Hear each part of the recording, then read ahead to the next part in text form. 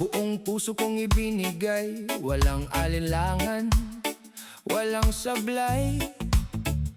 Akala ko'y pag-ibig na tunay, pero sa huli ako'y iniwan lang sa kamay. Kapag kailangan, ako ang hanap. Kapag masaya, ako ang kausap. Pero kapag nakuha na ang gusto, bigla na lang akong